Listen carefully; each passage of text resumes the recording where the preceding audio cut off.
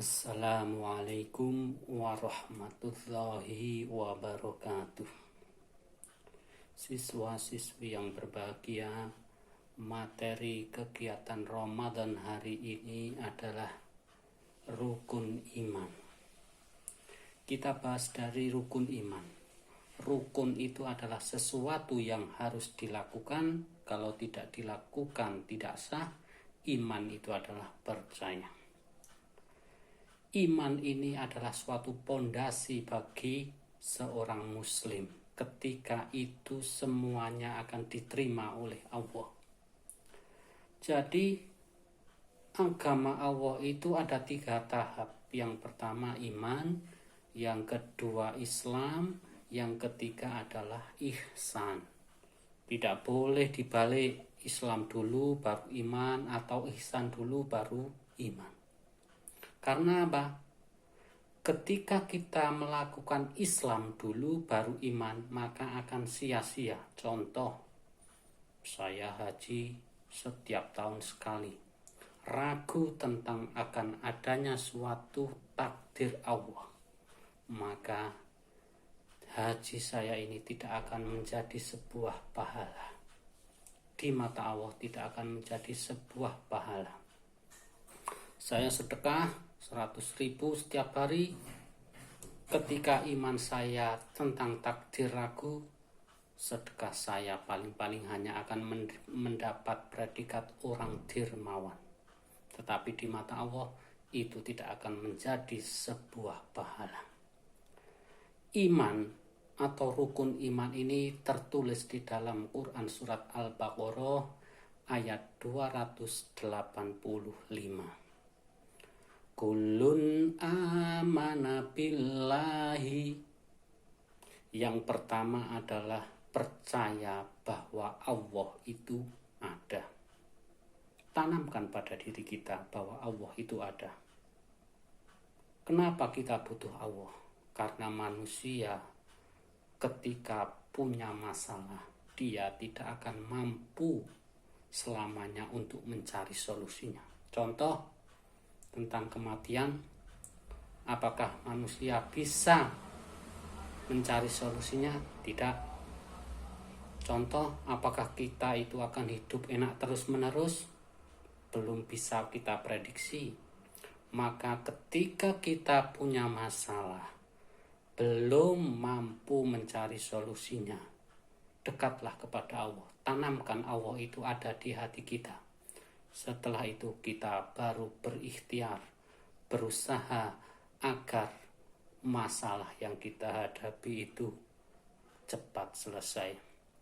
Allah itu akan dekat terhadap orang-orang yang dekat kepadanya.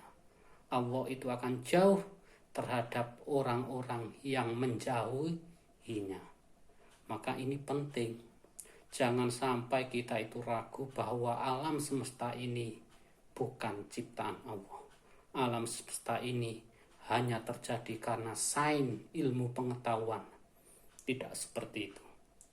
Lalu yang kedua adalah wa malaikatihi. Allah itu menciptakan hamba-hamba yang suci, yaitu malaikat. Ini harus kita percayai. Ini harus kita percayai. Jangan sampai kita ragu. Allah menciptakan Jibril, Mikail, Israfil, Israel, Munkar, Nangkir, Rokib, Atid, Ridwan, dan Malik. Itu yang wajib kita ketahui. Harus kita yakini bahwa itu makhluk Allah dan benar-benar ada. Yang ketiga adalah wa kutubihi, dan Allah menurunkan kitab-kitabnya. Kitab Allah ada 4. Kenapa ada 4? Mbok ya 1 saja. Berarti kalau 4 itu Allah tidak konsisten. Jangan seperti itu. Yang tidak konsisten itu manusia. Majusi, Yahudi, Nasrani, dan Islam. Zabur, Taurat, Injil, Al-Quran. Zabur diturunkan kenapa Nabi Daud? Kenapa harus diganti? Karena ketika Nabi Daud wafat, Zabur diotak-atik. Yang menguntungkan dirinya dipertahankan, yang merugikan umatnya itu ditinggalkan atau dibuang. Nabi Muhammad menyadari, maka ketika Nabi Muhammad menerima Al-Quran, dia sudah mempersiapkan sahabat-sahabatnya yang IQ-nya tinggi untuk menghafal Al-Quran. Sehingga apa? Al-Quran tidak mengalami perubahan sedikit pun. Yang keempat adalah warusulihi, bahwa harus kita percayai bahwa Allah menurunkan rasul-rasulnya. Manusia itu ada yang terbaik, ada yang baik, ada yang kurang baik, ada yang tidak baik. Rasul-rasul ini adalah terbaik.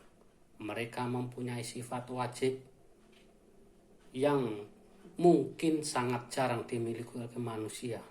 Fatonah, cerdas, tabligh, menyampaikan, amanah, terpercaya, sidik, jujur.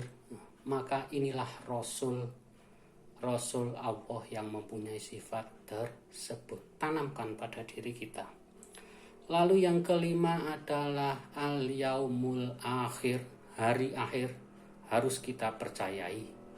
Sain mengatakan kalau di dalam film 2012 itu, ketika terjadi kiamat, maka endingnya ada dunia baru. Tetapi di dalam Islam, idza zulzilatil ardu zilzalaha ila akhiri, di situ menceritakan bagaimana hancurnya ketika kiamat datang. Dunia tidak akan berbekas dan manusia akan mempertanggungjawabkan amalnya. Yang terakhir adalah qadrihi, bahwa manusia itu harus percaya takdir. Takdir yang buruk, takdir yang terjadi pada kita yang tidak baik, maupun takdir yang baik. Setiap yang terjadi pada kita itu adalah takdir.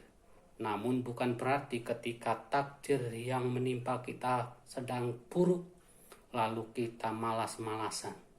Ketika saya divonis oleh Allah miskin, maka saya bagaimana takdir itu bisa saya ubah?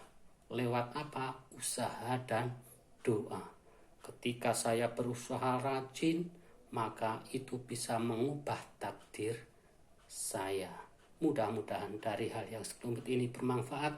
Wassalamualaikum warahmatullahi wabarakatuh.